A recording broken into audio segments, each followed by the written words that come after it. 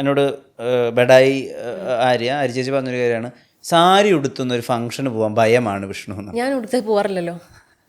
ഒന്ന് ആലോചിച്ച് നോക്കിയാൽ നമുക്ക് അങ്ങനെ ഉടുത്ത് പോകാൻ തോന്നാറില്ല, കംഫർട്ടില്ല. എന്തൊക്കെ നോക്കണം പറ, എന്തൊക്കെ നോക്കണം നമ്മൾ വെളിയിലേക്ക് ഇറങ്ങുമ്പോൾ? ഓക്കെ, നമ്മൾ സെലിബ്രിറ്റിയാണ്, നമ്മുടെ അടുത്തേക്ക് ആൾക്കാർ വരും, ശരിയാണ്. എനിക്ക് ഇങ്ങനെ ഇങ്ങനെ ഇങ്ങനെ നിന്ന് എനിക്ക് പോകാൻ പറ്റൂല. അത് ദാറ്റ് ഈസ് നോട്ട് ഫെയർ അല്ലേ? തിരിച്ചിപ്പോൾ കഴിഞ്ഞ ദിവസം ഞാനൊരു വീഡിയോ കണ്ടു, തിരിച്ച് ക്യാമറ അങ്ങോട്ട് പിടിച്ചപ്പോഴത്തേക്കും അവരുടെ ഫേസ് അവർ മറയ്ക്കുന്നത് കണ്ടോ? അതെന്തുകൊണ്ടാ? തിരിച്ചൊന്ന് ആലോചിച്ച് നോക്കിയേ. ഇപ്പം എല്ലാവരും പറയുന്ന ക്ലീഷേ ഡയലോഗാണ്, നിങ്ങളുടെ വീട്ടിൽ അമ്മയും പെങ്ങൾമാരും ഇല്ലേ, അങ്ങനെയല്ലേ ഇങ്ങനെയല്ലേ എന്നൊക്കെ. അതൊക്കെ മാറ്റി നിർത്തി കഴിഞ്ഞാലും സ്വന്തമായിട്ട് തിരിച്ചു നിർത്തി ഞാനിത് എടുക്കുന്നതെന്ന് കാണിക്കാൻ പോലുള്ള ധൈര്യമില്ലാത്ത ആൾക്കാരാണ് നമ്മൾ. അങ്ങനെ ഒരു ആളുടെ പേഴ്സണൽ സ്പേസിലേക്ക് കയറരുതെന്നേ. അത് ഭയങ്കര ഡിസ്റെസ്പെക്ട്ഫുൾ ആണ്. പേഴ്സണൽ സ്പേസ് എന്ന് പറയുന്നത്, ഇപ്പം ഞാൻ വിഷ്ണുവിൻ്റെ അടുത്ത് വന്ന് നിൽക്കുമ്പോൾ പോലും വിഷ്ണുവായിട്ടുള്ളൊരു പേഴ്സണൽ സ്പേസ് ഉണ്ട്. അത് വിഷ്ണു വെൽക്കം ചെയ്യുവാണെന്ന് വിഷ്ണുവിൻ്റെ ബോഡി ലാംഗ്വേജിൽ നിന്ന് എനിക്ക് മനസ്സിലാവുമ്പോൾ മാത്രമേ ഞാൻ വിഷ്ണുവിനെ ടച്ച് ചെയ്യാനോ വിഷ്ണുവിനൊരു ഷൈക്ക് ഹാൻഡ് തരാനോ അറ്റ്ലീസ്റ്റ് എന്തെന്ന് പറഞ്ഞൊന്ന് ഹഗ് ചെയ്യാനോ പാടുള്ളൂ. അല്ലാതെ നമ്മളൊരു ഡിസ്റ്റൻസിൽ നിൽക്കുമ്പോൾ എത്ര സെലിബ്രിറ്റീസ് അല്ലേ, എത്ര അറിയാവുന്ന ആൾക്കാർ ഓൺലൈൻ മീഡിയക്കാരോട് ഞാൻ വെൽക്കമിങ് ആണെന്ന് പറഞ്ഞ് നിൽക്കുന്നുണ്ട്. നിൽക്കില്ല ആരും. എന്നിട്ടും അവർ അത്രയും ക്ലോസ് ആയിട്ട് വന്ന് നിൽക്കുമ്പോൾ നമുക്കത് ശരിയല്ല. അതേപോലെ തന്നെ വേറൊരു നെഗറ്റീവ് സൈഡുണ്ട്. ഇതെല്ലാം ചെയ്ത് നിന്ന് കൊടുക്കുന്ന ആൾക്കാരുമുണ്ട്. അപ്പോൾ നമ്മൾ രണ്ടും പറയണം. അപ്പോൾ ഇത് ഓക്കെയാണ്, എനിക്ക് ഓക്കെയാണ്, എനിക്ക് വേണ്ടത് അറ്റൻഷൻ മാത്രമാണെന്ന് പറഞ്ഞ് നിൽക്കുന്ന ആൾക്കാരുമുണ്ട്. അപ്പോൾ ഇത് രണ്ട് കൂട്ടരും ഇരുന്ന് ചിന്തിച്ച് ചർച്ച ചെയ്ത് മാറ്റേണ്ട ഒരു സമ്പ്രദായമാണ്. ഞാൻ എന്തായാലും അതിൽ ഉൾപ്പെടാൻ താല്പര്യപ്പെടുന്നില്ല. കാരണം എനിക്കറിയില്ല, എൻ്റെ ഒരു സമാധാനത്തിന് എനിക്ക് അത് പറ്റില്ല. മാക്സിമം അങ്ങനെ വരുന്ന സാഹചര്യങ്ങളിൽ ഞാൻ എന്താ ചെയ്യണമെന്ന് വെച്ച് കഴിഞ്ഞാൽ, മാക്സിമം പത്തറ്റിക് സിറ്റുവേഷൻ അങ്ങനത്തെ ഒരു കൈൻഡ് ഓഫ് ഡ്രസ്സ് ഇടാതെ മാക്സിമം ശ്രമിക്കും. അതാണ് ഏറ്റവും ചെയ്യാൻ പറ്റുന്ന ഒരു കാര്യം. അറ്റൻഷൻ കിട്ടാത്തിരിക്കുക ഒന്ന് ആലോചിച്ച് നോക്കുക, നമ്മുടെ ഒരു അവസ്ഥ എന്താണെന്നൊന്ന് ആലോചിച്ച് നോക്കുക. അല്ലെങ്കിൽ ചില സാഹചര്യങ്ങൾ അത്രയും മീഡിയാസ് ഉണ്ടെന്ന് പറയുമ്പോൾ ഞാൻ ഒഴിവാക്കും. അല്ലാതെ ഞാൻ അങ്ങനെ ഒരു ഇൻസെക്യൂർ ആയിട്ടുള്ള ഒരാളായതുകൊണ്ടായിരിക്കും മേ ബി. അങ്ങനെ അല്ലാത്തവർക്ക് കുഴപ്പമില്ല, പബ്ലിക്കലി ഇറങ്ങാനായിട്ട് പ്രശ്നം ഉണ്ടാവില്ല. പക്ഷേ എനിക്കത് ഭയങ്കര പ്രശ്നമാണ്. ഒരു ഇൻസിഡൻറ്റിന് ശേഷമാണ് എനിക്ക് ഇത്രയും എന്താണെന്ന് വെച്ച് കഴിഞ്ഞാൽ, നമ്മളിങ്ങനെ ചെല്ലുമ്പോൾ നമുക്ക് ഫ്രണ്ടിലേക്ക് മുമ്പോട്ടൊന്നും കാണാൻ പറ്റുന്നില്ല. എന്നെ പോലുള്ള ഒരാളാണ് ഇത് കേൾക്കുന്ന ഏതെങ്കിലും മീഡിയ സുഹൃത്തുക്കളുണ്ടെങ്കിൽ ഒന്ന് ജസ്റ്റ് എനിക്ക് വേണ്ടി മാത്രം ശ്രദ്ധിക്കുക. എന്നെ പോലുള്ള ഇത്രയും സോഷ്യൽ ആങ്സൈറ്റി ഉള്ള ഇത് ഇറ്റ്സ് എ മെഡിക്കൽ കണ്ടീഷൻ ഒരാളാണെങ്കിൽ ജസ്റ്റ് ഇമാജിൻ ചെയ്യുക, വിഷ്ണു ഞാനാന്ന് വിചാരിച്ചാൽ മതി. വിഷ്ണു ഫ്രണ്ടിലേക്ക് ഇപ്പോൾ ചുറ്റും ക്യാമറാസ് വരുമ്പം എനിക്ക് എന്താ പറ്റുന്നത് വെച്ചാൽ ഞാൻ പറഞ്ഞ എൻ്റെ കൈയൊക്കെ മരവിക്കും. എനിക്ക് ഫ്രണ്ടിലേക്ക് വിഷൻ ഇല്ല, എനിക്ക് മുമ്പിൽ കാണാൻ പറ്റുന്നില്ല, എങ്ങോട്ടാണ് നടക്കേണ്ടതെന്ന് അറിയാൻ പറ്റുന്നില്ല. എന്നെ ഗൈഡ് ചെയ്യാൻ ആൾക്കാരുണ്ടെങ്കിലും ഇവരുടെ ഒച്ചയും ബഹളം കാരണം അറിയുന്നില്ല. സോ എല്ലാ സൈഡിൽ നിന്നും മീഡിയാസ് കവർ ചെയ്യുകയാണ്. സോ നമ്മളെ ബോഡി നമ്മളിങ്ങനെ ഷ്രിങ്ക് ചെയ്യാൻ തുടങ്ങും. അതായത് ഞാൻ എന്നെ തന്നെ കവർ ചെയ്യുവാണ്, എനിക്ക് എവിടെയും എന്നെ എക്സ്പോസ് ചെയ്യരുത്, കാണരുത് എന്നുള്ള രീതിയിൽ ഞാൻ എന്നെ തന്നെ ഷ്രിങ്ക് ചെയ്തിട്ട് ഞാൻ എന്തെങ്കിലും പറഞ്ഞാൽ പ്രശ്നമാണോ, ഇവരെന്നോട് ചോദിക്കുന്നത് എനിക്ക് കേൾക്കുന്നുണ്ട്, എനിക്ക് റെസ്പോണ്ട് ചെയ്യാൻ പറ്റുന്നില്ല.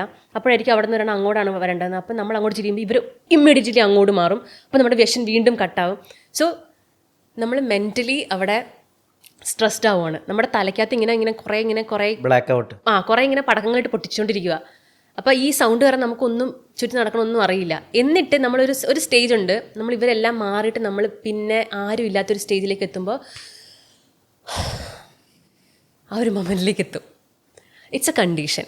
അത് എല്ലാവർക്കും ഓക്കെ ആയിരിക്കുമെന്ന് എനിക്കറിയത്തില്ല, പക്ഷേ എനിക്കതൊരു ശ്വാസം മുട്ടണ അവസ്ഥയാണ്. ഇപ്പോഴാണ് എനിക്കത് ഭയങ്കരമായിട്ട് കൂടിയത്. ആഫ്റ്റർ ദാറ്റ് ഇൻസിഡൻ്റ് ആണ് എനിക്ക് ഇത്രയും പ്രശ്നമായത്. ഇപ്പോഴും ഓവർകം ചെയ്യാൻ അതിന് ശേഷം ശ്രദ്ധിച്ചാൽ അറിയാം, ഞാൻ വളരെ റെയറായിട്ടേ ഞാൻ ഈ മീഡിയാസിന് മുമ്പിൽ എത്തിയിട്ടുള്ളൂ. കാരണം ഞാൻ സ്റ്റിൽ അതിനെ റിക്കവർ ചെയ്യാൻ ശ്രമിച്ചുകൊണ്ടിരിക്കുക. അപ്പോൾ ഉള്ള പ്രശ്നം എന്ന് വെച്ച് കഴിഞ്ഞാൽ, നമുക്കിപ്പോൾ എനിക്ക് പല ഫുഡിനും അലർജി ഉണ്ട്. അപ്പോൾ ഡോക്ടർ പറഞ്ഞിട്ടുണ്ട് ഇന്ന അലർജി ഉള്ള സാധനം, ഫോർ ലൈക്ക് ഇപ്പം ഷ്രിമ്പ് ആണെങ്കിൽ ചെമ്മീൻ കഴിക്കുമ്പോൾ ഗ്രേസിന് ചെമ്മീൻ കഴിക്കണം എന്ന് തോന്നുന്നുണ്ടെങ്കിൽ, ഗ്രേസിന് ഇന്ന അലർജി ഉണ്ടെന്ന് അറിയാവുന്ന ഒരാൾ ഗ്രേസിൻ്റെ കൂടെ ഉണ്ടെങ്കിൽ അത് കഴിക്കാൻ പാടുള്ളൂ. അല്ലെങ്കിൽ എന്താണ് ബോഡി റിയാക്ട് ചെയ്യാൻ പോണതെന്നും ഗ്രേസിന് എന്താണ് ആ സമയത്ത് വരാൻ പോണതെന്നും പ്രെഡിക്റ്റ് ചെയ്യാൻ പറ്റില്ല. ചിലപ്പോൾ ഇങ്ങനെ നമുക്ക് ശ്വാസം മുട്ടി നമ്മൾ ചിലപ്പോൾ സ്പോട്ടിൽ ബ്ലാക്ക് ഔട്ട് ആവും. അപ്പോൾ അടുത്ത് നിൽക്കുന്ന ആൾക്ക് അറിയണം ഇത് കഴിച്ചുകൊണ്ടാണ്, എന്നാലേ അതിനനുസരിച്ചുള്ള നമുക്ക് എന്തെങ്കിലും മെഡിക്കൽ സഹായങ്ങൾ കിട്ടത്തുള്ളൂ. അതേപോലെ ഞാൻ ഇങ്ങനത്തെ അതേ സംഭവം ഇവിടെ വരുവാണെന്ന് വെച്ചാൽ, എനിക്ക് ആ സമയത്ത് എന്തെങ്കിലും വന്ന് പറ്റിക്കഴിഞ്ഞിട്ടുണ്ടെങ്കിൽ എന്താന്ന് പറഞ്ഞ് നിങ്ങൾ എന്നെ ഹെൽപ്പ് ചെയ്യും?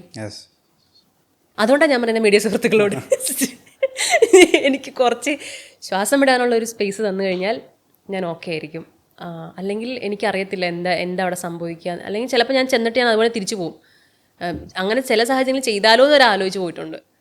പക്ഷേ നമ്മുടെ ജോലി ഒന്ന് ആലോചിച്ച് നോക്കി, ഈ ജോലിക്ക് അത് വേണം, അവരുടെ അറ്റൻഷൻ വേണം, അവരും നമ്മളെ ഹെൽപ്പ് ചെയ്യുന്നുണ്ട്, അല്ലെങ്കിൽ പടം പ്രൊമോട്ട് ചെയ്യാൻ എല്ലാം ചെയ്യുന്നുണ്ട്. എല്ലാം ഒരു അണ്ടർസ്റ്റാൻഡിങ്ങിലും എല്ലാം ഒരു ബാലൻസിൽ പോകണം അല്ലേ? ആ ബാലൻസിൽ പോകുമ്പോഴാണ് അതിൻ്റെ ഒരു ബ്യൂട്ടി. അല്ലെങ്കിൽ വേസ്റ്റ് ബിൻ വെച്ചിട്ട് സൈഡിൽ കൊണ്ട് വേസ്റ്റ് ഇടുന്ന അവസ്ഥയാണ്. നമ്മൾ ആ വേസ്റ്റ് ബിൻ യൂസ് ചെയ്താലേ ആ വേസ്റ്റ് ബിന്നിൻ്റെ ഒരു ഗുണമുള്ളൂ. അല്ലെങ്കിൽ അതിൻ്റെ പ്രോപ്പറായിട്ട് ആ സാധനം നമ്മൾ അതുപോലെ യൂസ് ചെയ്യണ്ടേ? ഫോൺ കേസ് മേടിച്ചിട്ട് കേസ് ഇട്ട് ഹലോ എന്ന് പറഞ്ഞിട്ട് കാര്യമില്ലല്ലോ. കേസിൻ്റെ ഉള്ളിൽ ഫോൺ വന്നാലേ അത് ഉപയോഗിക്കുന്നതുകൊണ്ട് നമുക്ക് പ്രയോജനമുള്ളൂ. സോ നല്ല ടീച്ചറായിരുന്നു അല്ലേ, കുറെ എക്സാമ്പിളൊക്കെ പറഞ്ഞെടുത്തിട്ട്.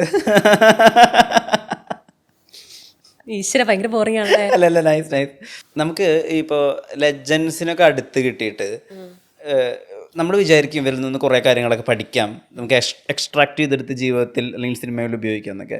പക്ഷെ ലിറ്ററലി ആ സമയത്ത് അത് നമുക്ക് പറ്റില്ല. പക്ഷെ ഇൻവോളണ്ടറിലി ചിലപ്പോൾ ഏതെങ്കിലും ഒരു ഘട്ടത്തിൽ അത് നമ്മളെ ഹെൽപ്പ് ചെയ്യും. എനിക്കറിയാം ഗ്രേസ് വിചാരിച്ചിട്ടുണ്ടാവും ചിലപ്പോൾ നമുക്ക് കണ്ടപ്പോൾ പഠിക്കാൻ പറ്റുമെന്ന്, പക്ഷെ ചിലപ്പോൾ അത് നടന്നിട്ടുണ്ടാവില്ല. പിന്നെ അത് ഹെൽപ്ഫുൾ ആയി. അങ്ങനെ ഒരു അനുഭവം ഉണ്ടോ? മമ്മൂക്കയുടെ കൂടെ വർക്ക് ചെയ്യുമ്പോഴുള്ള ഏറ്റവും വലിയ പ്ലസ് പോയിന്റ് എന്ന് പറഞ്ഞു കഴിഞ്ഞാൽ അഭിനയമൊക്കെ മാറ്റി നിർത്തി കഴിഞ്ഞാൽ നമുക്ക് അദ്ദേഹത്തിൻ്റെ കൂടെ കുറച്ച് ക്വാളിറ്റി സമയം സ്പെൻഡ് ചെയ്യാൻ പറ്റും.